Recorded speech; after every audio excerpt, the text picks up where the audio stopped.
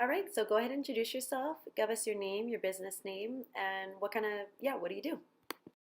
Hello, everyone. My name is Awet Moges, and I am a graphic novelist.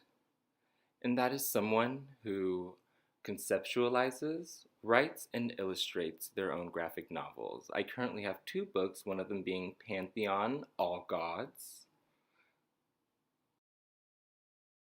I was born in Ethiopia, out of Africa, and we moved here when I was 1 year old. And the reason why is that when my parents found out I was deaf, they heard about the American education system, how it was full of education opportunities. So they decided to move to America.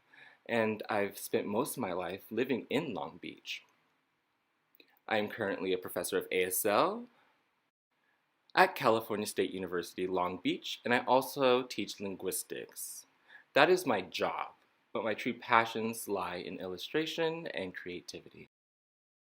Okay, so the next question, I'm not sure if it applies to you, but let's see. All right, so coronavirus, has affected us all, but Hmm. has it affected you, like in your business? What Yeah. does it look like? How can we support you? Well, your question has two parts. The first part, yes, I have been affected by coronavirus. For example, when I go to a book conference or I go to a deaf festival, there I would sell my books and meet the deaf people in the deaf community in person. And they would hear about my books and everything by interactions because everything instead of being face to face is now virtual, like a virtual pop-up shop. So one thing I was thinking that pro bono ASL could do to support is come to my conference instead of those lousy ass interpreters they assigned me. I'd be they're happy to. they're pretty bad. So of course, please let me know, and I'd be happy to let the rest of the team know. Instagram or email me, whatever way works. Request, and we can Yeah. plan and set it up for you. Of course, for Oh, sure. you got Yes, it. yeah. We'd be happy to do it pro bono too.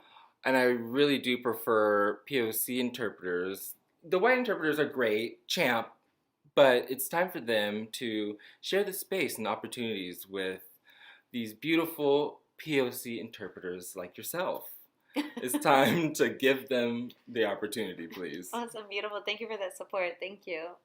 Okay, so coronavirus, I didn't realize, like, yeah, you're right. I mean, like, that's how you do your work, is through meeting people, interacting with people face to face, all those side conversations. Just like how we met at that Japanese, The yeah, manga, yeah.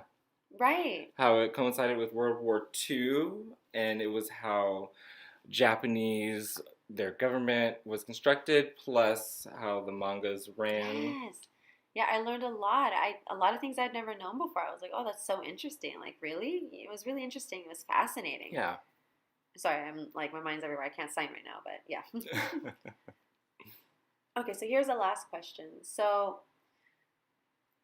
to the other deaf that are thinking, wondering, oh, do I want to be an entrepreneur? Do I want to start my own business? How do I get started? And what do I do? How do I not, do you have any Hmm. advice for them on them starting their own businesses?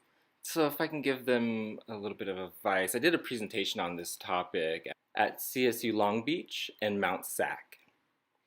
And the presentation talked about going from here to there. And there's a few things that are involved in that. You need discipline, sacrifice, focus, and then some other things too. But discipline and that motivation, you have to commit your time to your passion. And every day you have to make just a little bit more time for those passions. And so people say you don't have time, but we all have time. It's about sacrifices. So you have to sacrifice things that aren't going to lead you to your passions and futures. Things like wasting your time, your focus, your energy, your money. And for me, what that looked like was texting or buying comic books, socializing with friends who weren't ambitious.